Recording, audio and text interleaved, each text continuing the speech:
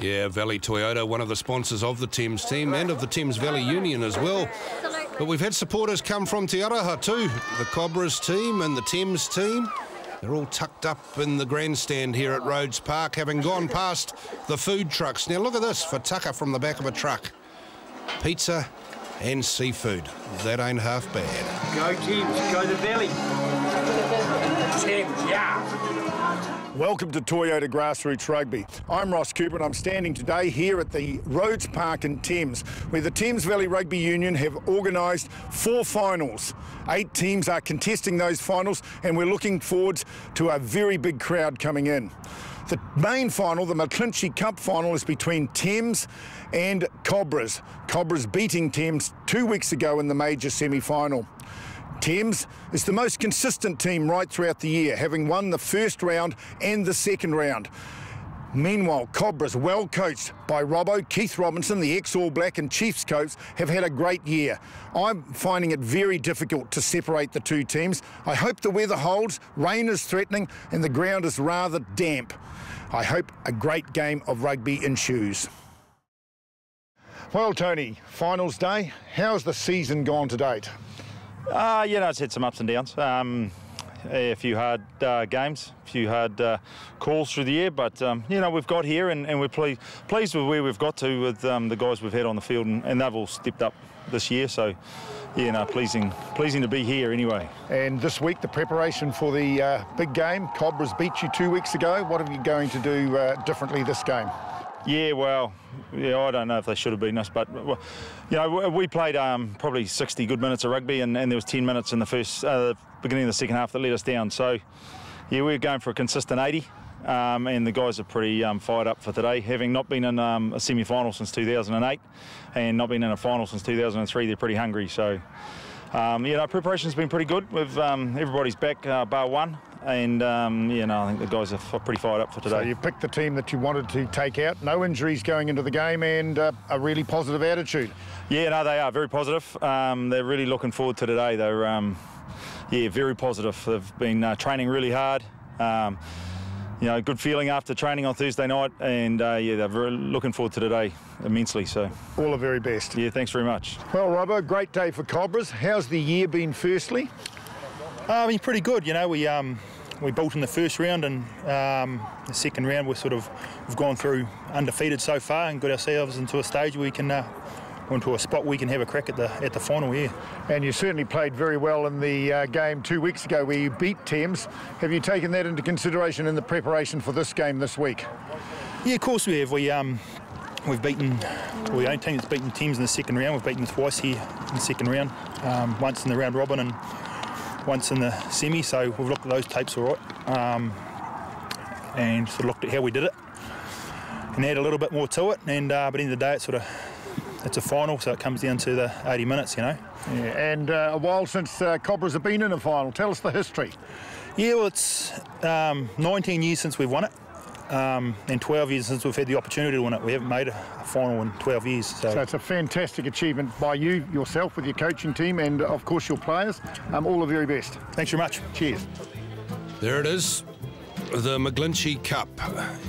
It's a wonderful trophy. It's surrounded by that shield. I reckon it's a great piece of silverware, that. Well, Cobras will go in as the favourites to the final. They took the short route when they beat Thames.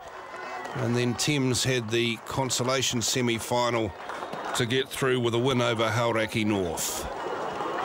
So there's plenty of people have turned up today to Rhodes Park. Here they are, the home side Thames, taking the field. It's cool, it's been raining, and I suspect, Carmo, it may well rain again before we're out here. Yeah, overhead at the moment, Mace, this final, and you've mentioned what a wonderful crowd we can see there with the flags of the Cobra supporters. Quite a strong breeze, heavy underfoot, so that means a lot of concentration, especially in the engage we've seen there at the scrum, getting your feet up, making sure you don't slip. Well, Dryden made some good ground off the back of the scrum and got Thames going forward. Judd, well performed second 5'8" for the Thames club. Rumbling from Thompson, the captain. Mace, before this game, 3 points in it last time 2 weeks ago. So really nothing, absolutely nothing. So it's hard to say who goes into this game as favourites. Maybe Cobras have the edge. Yeah, well, they've had the week off. Maybe that counts, maybe it doesn't. Who knows? It's Thames making all the play at the moment, though. They're retaining possession, making a little bit of ground as they go, working for a penalty, really. And for a moment there, I think they thought they had one. Here's the captain, Thompson. I love the way the Cobras staying on their feet, though. Not giving away a penalty in these situations, trying to counter-ruck. Good body drive. Thames absolutely going nowhere.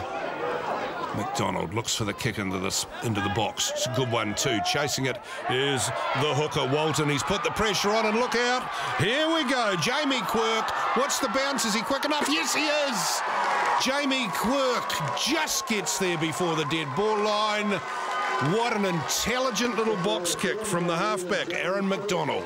Yeah, and big ups to Philip Wilton, the hooker. He's the one who's leading the charge. Put all the pressure on Blackfoot, the right wing. He had plenty of time, the winger. Didn't gather, maybe the slippery ball. And boy, he didn't have much more room, did he?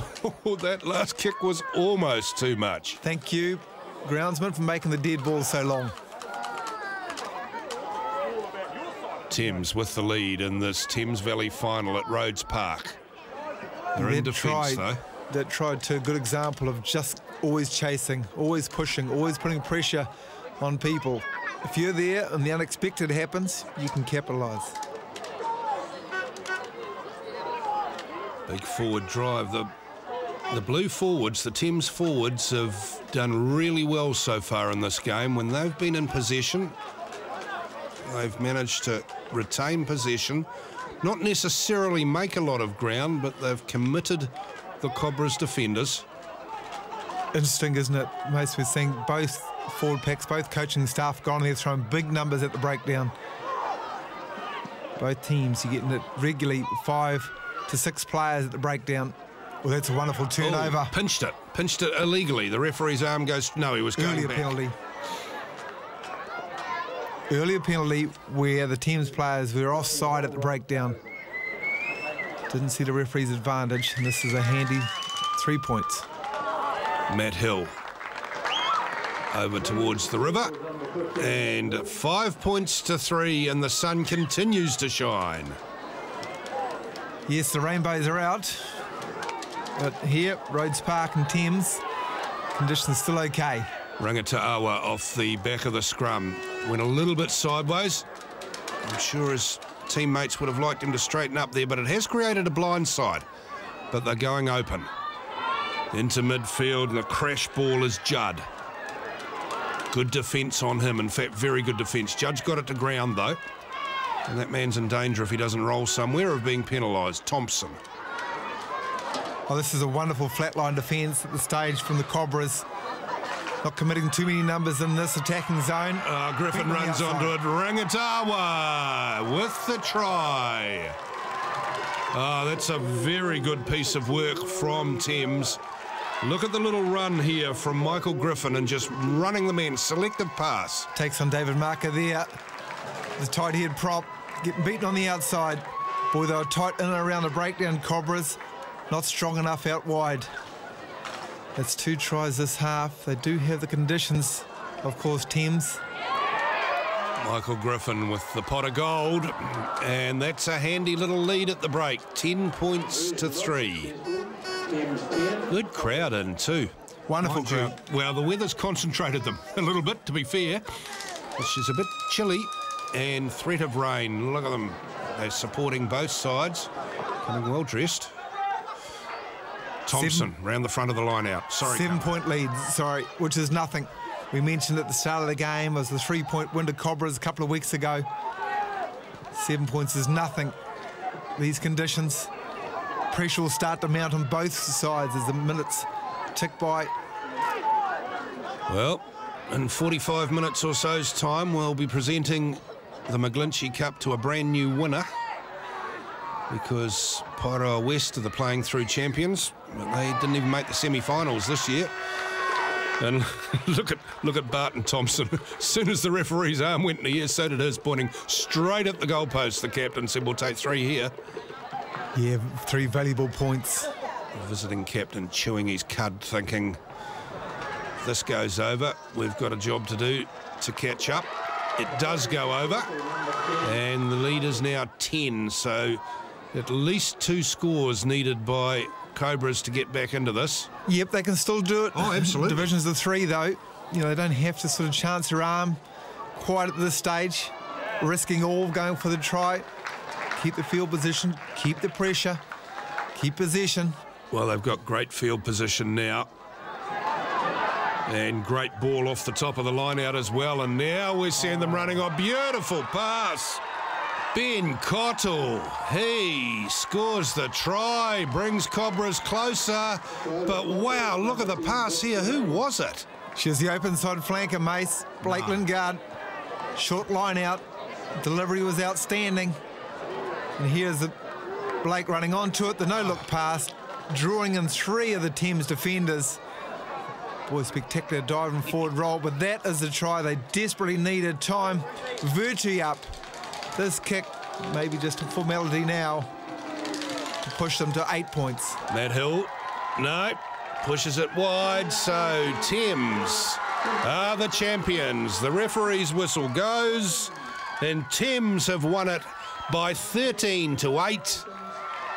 And for the first time since 2003, the Thames name will go on the McGlinchey Cup, and everybody's happy. Very, very well, no, not everybody.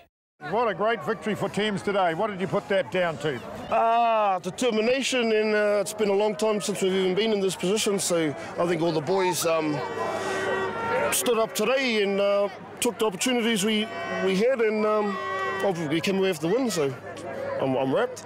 A bit of a slugfest up front. You would have enjoyed that. Pretty tight. Yeah, the rain before the game sort of fell into our hands, I think, a little bit. So we didn't want to give their backs too much ball to run around, and so we just thought, well, possession of the ball, and hopefully we could dictate the game, and we came away with it. So. Fantastic crowd in here today as well, Barty. Yeah, it was. It certainly was. It's good to see a lot of supporters from all the clubs here today, and good turnout from Thames supporters, and I'm glad our A's and B's come away with a victory. It's been a long time coming for the club, so. Should be a very good night tonight. Yeah, certainly will be. Happy people from the Thames Club. The Senior B's won their title, but look at this, the McGlinchey Cup. They're the winners.